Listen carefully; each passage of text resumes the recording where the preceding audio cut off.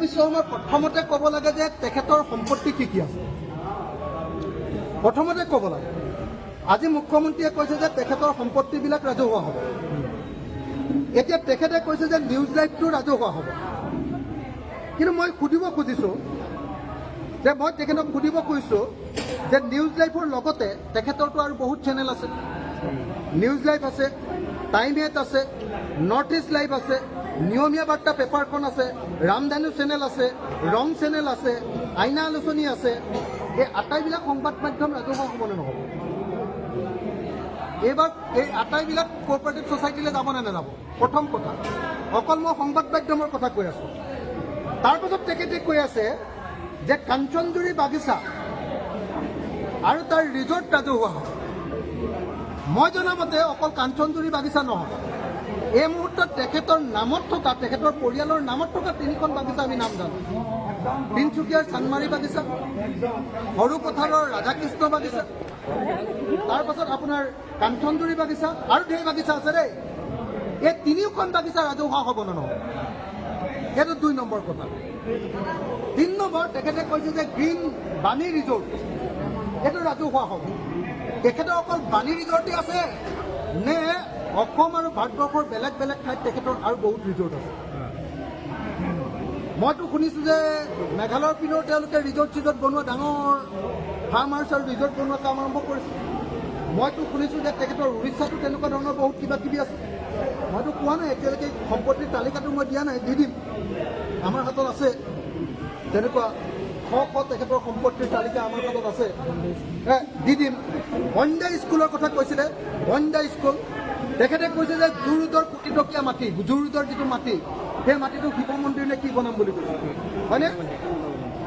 তাৰপিছত আপোনাৰ তেখেতে কৈছে যে আমাৰ এইটো কি কয়, আপোনাৰ গণেশগুৰিৰ সিফালে এডোখৰ কি বুলি কয়, অগ্ৰদূত যে আছে,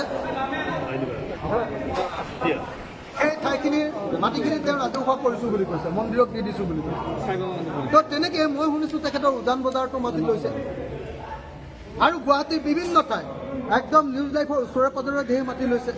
আৰু মই তালিকাখন দি দিব খোজা নাই, যিখিনি মানুহে জানে অকল সেইকেইটা কথাহে কৈ আছোঁ। মই সেই আটাইবিলাক, প্ৰথম কথা, অসমৰ মুখ্যমন্ত্ৰীয়ে এই সম্পত্তিবিলাক ৰাজহুৱা হ'ব বুলি কোৱাৰ আগতে অসমৰ মুখ্যমন্ত্ৰী আৰু তেওঁৰ পৰিয়ালৰ কি কি সম্পত্তি আছে তেওঁ সম্পত্তিৰ তালিকাখন ৰাজহুৱা কৰে।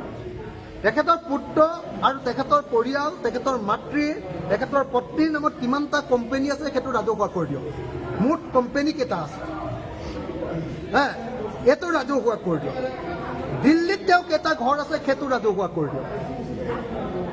এইবিলাক ৰাজহুৱা কৰি দিয়াৰ পাছত তাৰপাছত তেওঁ কোনদিনা এই গোটেইবিলাক সম্পত্তি মানুহৰ নামত উইল কৰি দিব, এইটোতো তেওঁকতো আমি বিশ্বাস নকৰোঁ।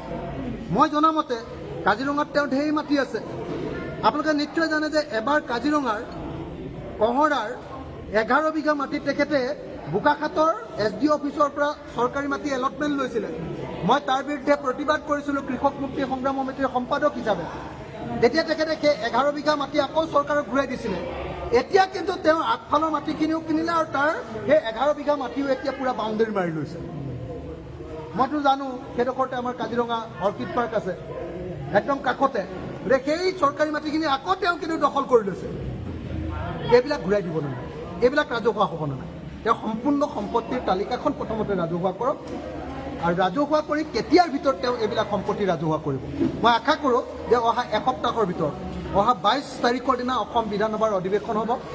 তাৰ আগতে তেখেতৰ পৰিয়ালৰ সম্পত্তিৰ তালিকাখন ৰাজহুৱা কৰক, আৰু সম্পত্তিৰ তালিকাখন ৰাজহুৱা কৰি সেই সম্পত্তিৰ তালিকাবিলাক কাৰ নামত এইবিলাক উইল কৰিব, সেই উইলখন অহা 22 তাৰিখৰ ভিতৰত তেওঁ সম্পূৰ্ণ কৰক। আৰু সেই উইলৰ কপিটো তেওঁৰ নিউজ লাইভ চেনেলৰ জৰিয়তে এবাৰ দেখুৱাই দিয়ক অসমৰ মানুহক, আৰু সেইটো এবাৰ সাংবাদিকবিলাকৰ মাজত বিলাই দিয়ক। আমিও RTI কৰি তাৰ কপি এটা লৈ ল'ম, আৰু লৈ লোৱাৰ পাছত সেই সম্পত্তিবিলাক তেওঁৰ পৰিয়াল থকালৈকে বাৰু ভোগ কৰি থাকক, তাৰপাছত সেইবিলাক আমি চব ৰাজহুৱা কৰি দিম।